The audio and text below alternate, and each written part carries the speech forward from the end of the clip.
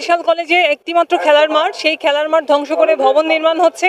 কলেজের শিক্ষার্থীরা সহ বরিশালের সচেতন মানুষ আমরা এর বিরুদ্ধে প্রতিবাদ করছি। অশ্বিনী কুমার দত্তের বাড়ি ভেঙে এই কলেজ নির্মাণ হয়েছে, এই মাঠ নির্মাণ হয়েছে যাতে শিক্ষার্থীরা খেলতে পারে। শুধুমাত্র ভবন দিয়ে শিক্ষা হয় না, আমরা মনে করি মাঠ এবং প্রাকৃতিক পরিবেশ শিক্ষার একটা আনুষঙ্গিক বিষয়। এখানে অবশ্যই এই খেলার মাঠ রক্ষা করেই এখানে ভবন নির্মাণ করতে হবে। বিকল্প জায়গা আছে, আমরা বলেছি সেখানে ভবন নির্মাণ হোক, কিন্তু খেলার মাঠটি রক্ষার দাবিতে আমরা একত্রিত হয়েছি।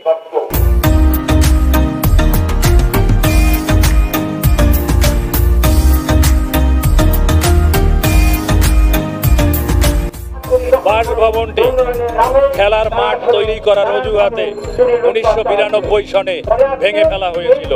তখনও আমরা তার প্রতিবাদ জানিয়েছি, কিন্তু আজকে সেই খেলার মাঠ দখল করে ভবন নির্মাণ করা হচ্ছে। আমরা তার তীব্র প্রতিবাদ জানাচ্ছি এবং আমরা বিকল্প স্থান আছে জেনে সেখানে এই ভবন নির্মাণের আহ্বান জানাচ্ছি। আমরা মনে করি যে আন্দোলন চলমান যতদিন পর্যন্ত এই সিদ্ধান্ত থেকে কলেজ প্রশাসন, শিক্ষা প্রশাসন সরে না দাঁড়াবে ততক্ষণ পর্যন্ত আমরা এই নীরবতার সংস্কৃতি ভেঙে এই কথা বলতে থাকব।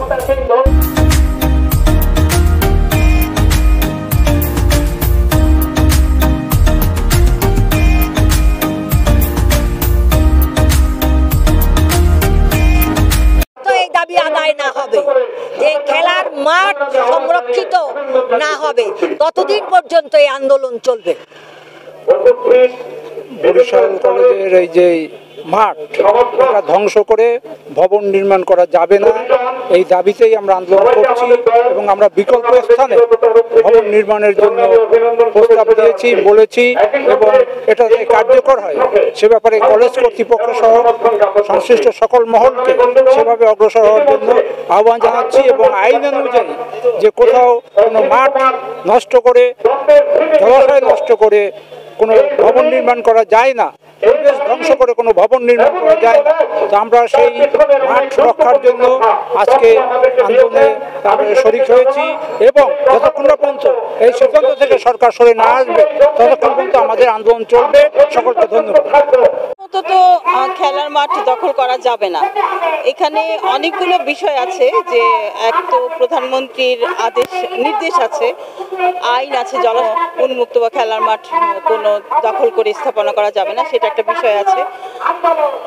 শিশুদের বিকাশের বিষয় আছে, প্রজন্মের বিকাশের বিষয় আছে। কারণ এই খেলার মাঠ তো এই প্রজন্মের জন্য না, প্রজন্মের পর প্রজন্মের জন্য।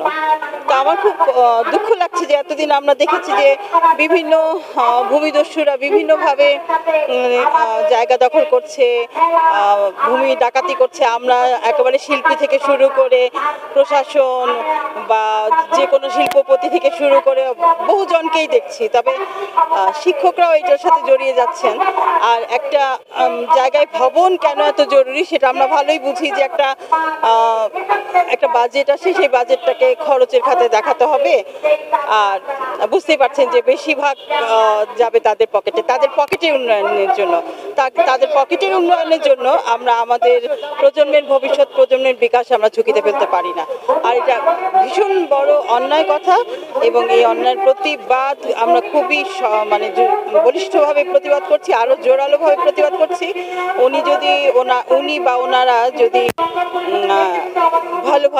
ভালো কথায় যদি ওনারা সরে না যায়, তাহলে জাতির কাছে তারা একটি কলঙ্কিত নাম হিসেবে, শিক্ষকের একজন কলঙ্কিত প্রতিনিধি হিসাবে, কলঙ্কিত শিক্ষকদের প্রতিনিধি হিসাবে উনি পরিচিত হবেন। আমরা তো শিক্ষা প্রকৌশল অধিদপ্তর নির্মাণকারী সংস্থা। এটি সরকারি কলেজ সমূহের বিজ্ঞান শিক্ষার সুযোগ সম্প্রসারণ প্রকল্পের অধীনে এখানে 6 তলা ভবন নির্মাণ প্রক্রিয়াধীন রয়েছে। এটি প্রায় 1 বছর পূর্বে থেকেই আমাদের কলেজ কর্তৃপক্ষ যেখানে সাইট দিয়েছে, যে জমি দেখিয়েছে, সেখানে আমরা সাইট প্ল্যান করে সেই মোতাবেক পরিকল্পনা করে আমরা কলেজের কাজ করার জন্য ইতিমধ্যে টেস্ট ফাইল সম্পন্ন করেছি। তো যে বিষয়টি হয়েছে, ওখানে আমাদের কলেজের অন্য একটি জায়গা ছিল, সেখানে একটি পুকুর রয়েছে। সেই পুকুরের জলাশয় ভরাট করে আমরা কাজ করতে পারবো না, যেহেতু মাননীয় প্রধানমন্ত্রীর নির্দেশনা রয়েছে, তো আমাদের এছাড়া বিকল্প আর কোনো জায়গা না থাকে আমরা এখানে কিন্তু একটি সেমিপাকা একটি শেড রয়েছে, সেই সেমিপাকা শেডটি ভেঙে সেখানে আমরা করছি, যেটা তথাকথিত যে আমাদের ঐতিহ্যবাহী তমাল গাছ যেটি, সেটি কিন্তু আসলে আমাদের এই ভবনের আওতার মধ্যে পড়ছে না, এই ভবনের লেআউটের মধ্যে পড়ছে না। ইভেন আমরা ভবিষ্যতে যে সামনে যে দ্বিতল ভবন রয়েছে সেটি অনেক পুরাতন হয়ে গেছে, এবং সামনে যখন এই ভবনটি অপসারণ করা হবে কয়েক বছর ব্যবহার করার পরে, তখন কিন্তু এই মাঠটি অটোমেটিক্যালি বড় হয়ে যাবে। তো আমরা বর্তমানে যে প্রধানমন্ত্রীর যে প্রকল্প যদি বাস্তবায়ন না করি, তাহলে ভবনের যে 6 তলা ভবন সেটি থেকে কিন্তু বঞ্চিত হবে। আমরা বিকল্প জায়গা না থাকার কারণে আমরা কিন্তু এই মাঠের আংশিক যে জায়গা সেটা নিয়ে আমরা এখানে ভবন নির্মাণ করছি। না, বিকল্প জায়গা যদি আমাদেরকে কর্তৃপক্ষ যদি আমাদেরকে দেয়, আমরা অবশ্যই সেখানে আমরা করতে পারবো, এতে কোনো সমস্যা নেই। বিকল্প জায়গা আমার জানা মতে আমাদের যে বিকল্প জায়গা যেটা বলছে সেটা সেখানে জলাশয়, এবং সেখানে জলাশয় ভরাট করে অল্প যে জায়গা আছে সেটিতে ভবন নির্মাণ করা সম্ভব নয়, তাহলে জলাশয় ভরাট করতে হয় সেজন্য। আর যদি বিকল্প জায়গা কর্তৃপক্ষ যদি দিতে পারে, সেক্ষেত্রে আমরা সেখানে আমরা নির্মাণ করব।